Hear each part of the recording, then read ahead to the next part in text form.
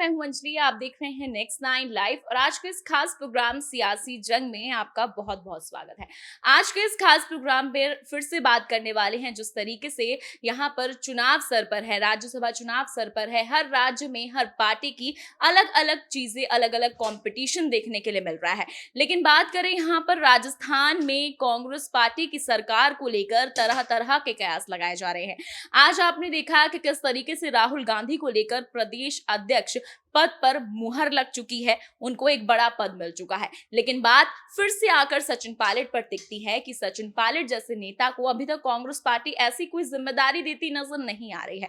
ऊपर से अब वसुंधरा राजे का एक ऐसा बयान है जो कि कांग्रेस पार्टी की मुसीबतों को बढ़ाता चला जा रहा है। वो कह रही हैं कि जिस तरीके से यहाँ पर 3 एमएलए जो हैं गायब होते नजर आए हैं, जिस तरीके से बसों में भरकर एक साथ 60 नेताओं को लेकर जा रही है कांग्रेस पार्टी, तो सवाल ये खड़ा हो रहा है कि आखिर क्या इस भीड़ में सचिन पायलट को भी यहाँ पर सोनिया गांधी लेकर जा रही हैं? क्या यहाँ पर उन्हें सचिन पायलट के खोने का डर है कि सचिन पायलट कहीं इस चुनावी मैदान को छोड़कर, कांग्रेस पार्टी का साथ छोड़कर कहीं किसी और पार्टी में ना चले जाएं? जिस तरीके से आपने देखा कि हार्दिक पटेल ने कल ही बीजेपी की सदस्यता ली है। बीजेपी में उन्होंने ट्वीट कर ये जानकारी दी कि किस तरीके से एक छोटे सिपाही के तौर पर प्रधानमंत्री नरेंद्र मोदी के नेतृत्व में अब वो काम करना चाहते हैं। जी हाँ, वही हार्दिक पटेल जो कि बीजेपी की इतनी निंदा करते नजर आए थे। 2015 से उनका फेस यहाँ पर सामने आया हार्दिक पटेल के नाम से और बीजेपी की निंदा के लिए ही वो फेमस होते नजर आए। लेकिन आज 2022 में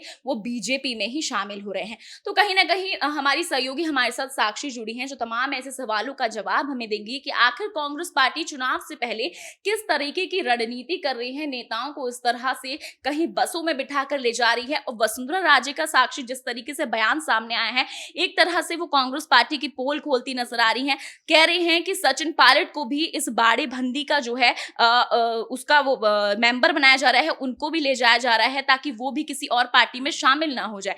तो वसुंधरा राजे जो इस तरीके का बयान दे रही है, इसमें कितनी सच्चाई आपको नजर आ रही है? बिल्कुल, ये सच्चाई है और उनकी बातों में पूरी पूरी सच्चाई है, क्योंकि वो चीजें साफ तौर पर दिखाई दे रही हैं कि कांग्रेस में इस वक्त क्या हो रहा है, क्या मंशा जो है वो कांग्रेस में बनाई जा रही है। और जिस तरह से आपने देखा कि बसों में जिस तरह से विधायकों को लेके जाया जा रहा है, 3 विधायक भी गायब है, तो कहीं ना कहीं पूरा जो रिलेशन है सचिन पायलट के साथ मिला हुआ है। अशोक गहलोत है, तो इनकी आपसी जो विवाद चल रहे हैं उससे ही सब जुड़ा पूरा मामला है। वहीं उन्होंने एक तरीके से पूरी पोल ही खोल दी है कि आखिर चल क्या रहा है, कौन सा नेता किससे नाराज है। उनमें से एक नेता मैं आपको बता दूं पहले से नाराज था, कांग्रेस में परेशान था इस्तीफा देने के लिए, लेकिन वही है ना, कोई जल्दी नया स्टेप नहीं ले सकता। तो अगर वसुंधरा राजे के बयान की बात करें तो उसमें पूरी पूरी सच्चाई है।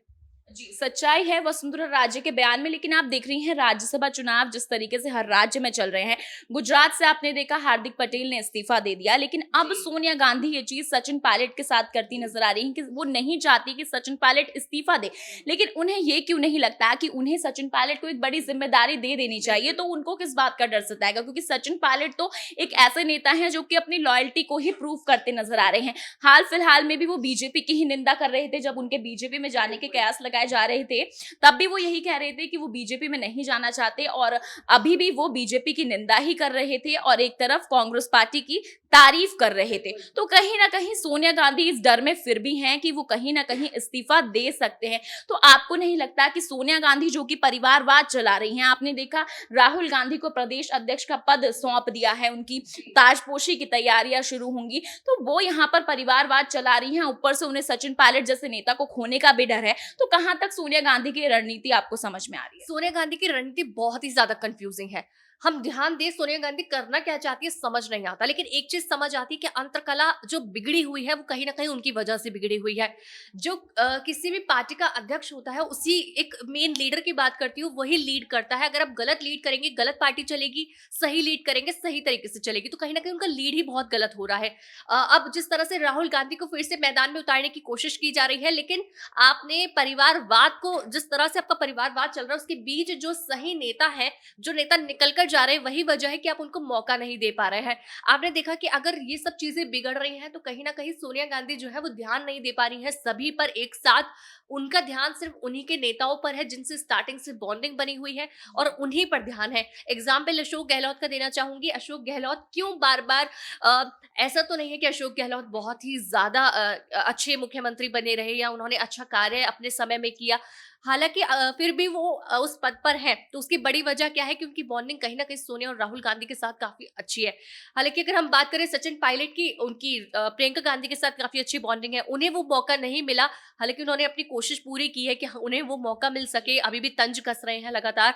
पर अशोक गहलोत की बॉन्डिंग जो है वो सोनिया गांधी के साथ काफी अच्छी है और इससे परिवारवाद का मतलब भी समझ आ रहा है। जी बिल्कुल, परिवारवाद साफ कांग्रेस पार्टी में नजर आ रहा है साक्षी, जिस तरीके से राहुल गांधी को एक बड़ा पद मिल रहा है। लेकिन मेरा सवाल ये है कि जिस तरीके से हार्दिक पटेल अभी बीजेपी में शामिल हुए हैं और उन्होंने वहां जाते ही कांग्रेस की निंदा करनी शुरू कर दी है, जो कि वो इस्तीफे के बाद लगातार कर रहे हैं।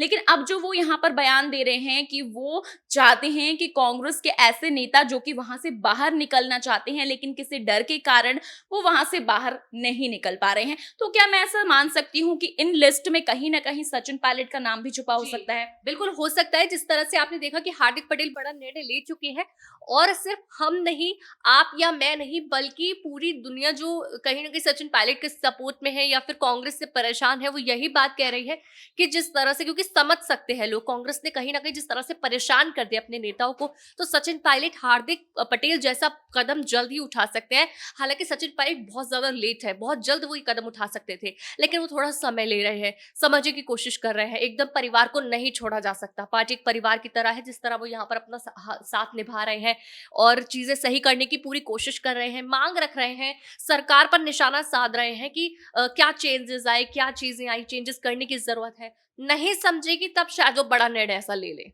जी, यहाँ पर सचिन पायलट के इस्तीफे पर लगातार साक्षी आप भी कह रही हो, लगातार पिछले कई वक्त से उनके इस्तीफे को लेकर कयास लगाए जा रहे हैं।